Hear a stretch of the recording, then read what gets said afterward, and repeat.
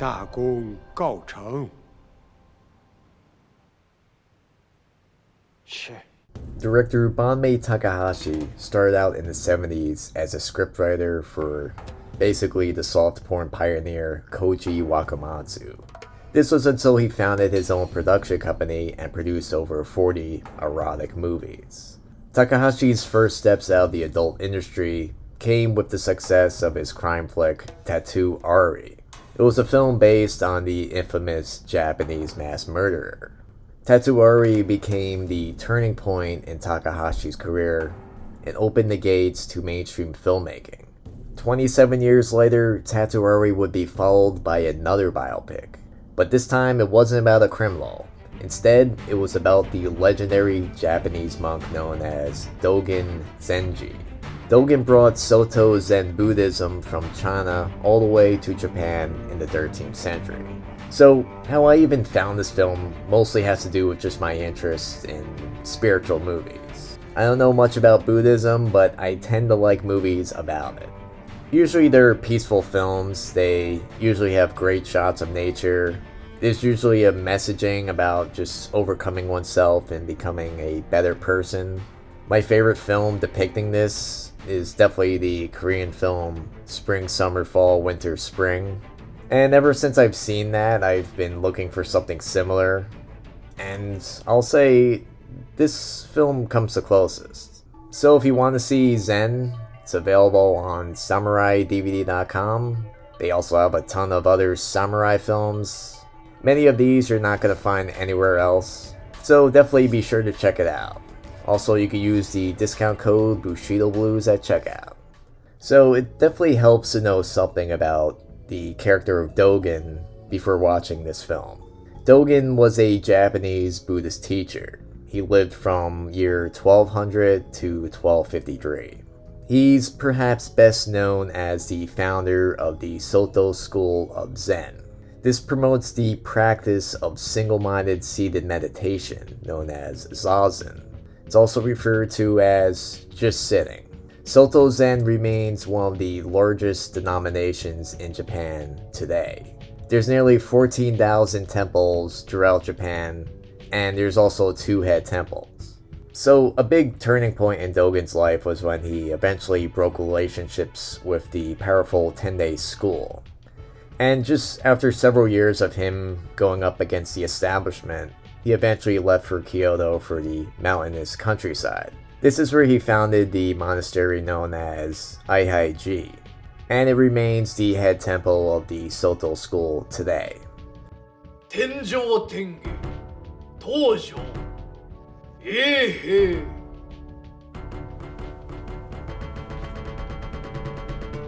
Dogen is celebrated as one of the greatest representatives of East Asian Buddhist philosophy. Since the end of World War II, his teachings began to spread into the West, with some of his main works now translated in several versions into English. Dogen's reputation has expanded internationally. His exacting approach to sustained meditation, along with a strict emphasis on minimalism and discipline of traditional monastic life. It's sometimes referred to as the attitude of making just the right amount of effort. It has greatly influenced a multitude of zazen meditators and spiritual seekers in America and elsewhere. His masterwork titled The Treasury of the Dharma Eye is considered one of the greatest examples of religious writings. So, he's quite the historical figure, and I feel like that alone makes this movie that's about him more interesting. Even to a non-Buddhist like myself, I was still able to just understand a lot of what was going on. Sometimes when you watch some of these films, it just goes over your head if you don't really know anything about Buddhism. It has some of those tropes that you see with Eastern philosophy where it's just simple answers to deep questions. 目は横につき、鼻は縦についている。 One that stood out to me was when this woman tells Dogen that her baby is dying. And he responds to her and he tells her to find a house in the village where a relative hasn't died in it. And once she's found that house, to bring back a being from it. At first I thought he was just playing this really cruel game with her, but then when she comes back and confronts him, he tells her that there doesn't exist a house where a relative hasn't died in it before. And even though it was a very upsetting scene, it still was very eye-opening. Even though I'm Christian and not Buddhist, I still find it interesting just to learn about their teachings. 一切の意図や思いを巡らすことをやめるのだ。これを資料という。悟りを目的に座禅するのではない。士官多座。It made me realize that, religion and people like Dogen are really just trying to bring good into a cruel world. Religion is also just about becoming a better person through your pursuit to become kind and bring kindness to others. And the film does a really good job at just showing that pursuit.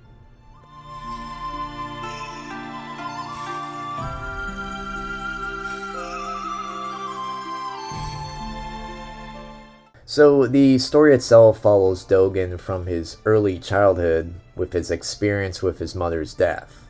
From then on, Dogen chooses to live as a monk. This marks the beginning of the film. The young Dogen is just full of questions about life and death. He can't find a satisfying answer in Japan, so he decides to go to China where Buddhism was found. He feels that the way in which Buddhism is taught in China is the true way. After years of meditation and finally gaining enlightenment in the Chinese monastery, Dogen eventually returns to Japan. In Japan, drinking and horrors are a part of everyday life, and even the local monks are taking part in it. I feel like these sequences are definitely reminiscent of the adult movies that the director produced in his early life. But just like Dogen, the director is turning his back to these old temptations. 老衲马上得去，夜景朝廷的官员了，雅卫军这寺庙呢，这份交往，他怠慢不得。这份交往，也许可以移位去寺庙，可惜能保护活法吗？ What I like about Dogen is that he's really anti-establishment. The film just shows Dogen going up against the established Buddhists. As he tries to build up his own monastery in Kyoto, he's eventually forced to leave the city and he has to retreat to the mountains. And only with the help of an aristocrat is he really able to survive and rebuild his community. It becomes clear that monks really weren't so unworldly. They were very much part of the political power play. And despite the many hardships and resistances, Dogen's teachings gained more and more popularity among the other Buddhist groups. In the course of the film, other sects joined him and spread his philosophy around the country. And the film really just covers a lifespan of more than 40 years. The film itself definitely has its emotional moments. There's lots of great nature scenes and interesting characters. The clean style of the production definitely supports just the natural way that the characters are perceived. In the last 10 minutes, the film definitely intensifies. In these sequences, Takahashi works with a lot of haunting imagery. Overall, the film just leaves you with a certain epic and just powerful impression. But still, I feel like some may find the film boring. There is a lot of scenes of just characters just sitting around with their eyes closed, meditating. I feel like if I tried this, I'd probably fall asleep like this guy. 还有什么出息？ I think the film definitely could have used more standout moments, but I think for what it's trying to do, I think it does achieve it. Zen is very much just a fitting title for what is ultimately a movie that defines Zen, and it goes full circle. Even though this isn't really a documentary, the biographical accuracy is pretty decent from stuff I read about Dogen. Except for the woman character, she's mostly just added for dramatic effect and you could kind of tell. Besides that, the movie does do a good job at just outlining every important point of Dogen's actual life. When it comes to just the philosophy and practices, the film definitely does provide a lot of information piece by piece. In the beginning, there is no explanation. There is no feeling of strangeness or misunderstanding, really. The movie doesn't leave the viewer behind. The deeper understanding of Dogen and his work seem almost natural from the storytelling. The filmmakers don't use exclusive elements that only Buddhists can understand. And because of that, just the portrayal of Dogen doesn't seem like a superhero. In the movie, Dogen is just portrayed as how he really was, just a normal person with a list of principles. Principles that other human beings can follow. His impact on Japan is not presented in an intruding way. ただ一人で死んでゆかねばなりません。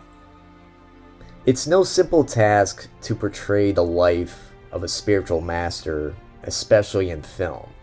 But I think that this film does do a good job at doing so. There's definitely some powerful and emotional moments, as well as a sense of realism. We follow Dogen from early monkhood all the way to what would be called his enlightenment phase. The story itself is quite fascinating, and it could even just serve as an introduction to Zen and just the concept of enlightenment. With this film, Takahashi seems like he's come a long way. Here, he proves himself as an excellent storyteller. Zen, overall, is a pretty inspiring and informative film. And it's exactly what I was looking for. Anyway, once again, if you want it, it's available on SamuraiDVD.com. Use the discount code BushidoBlues. And like always, thanks for watching. 山川一游，风月通天。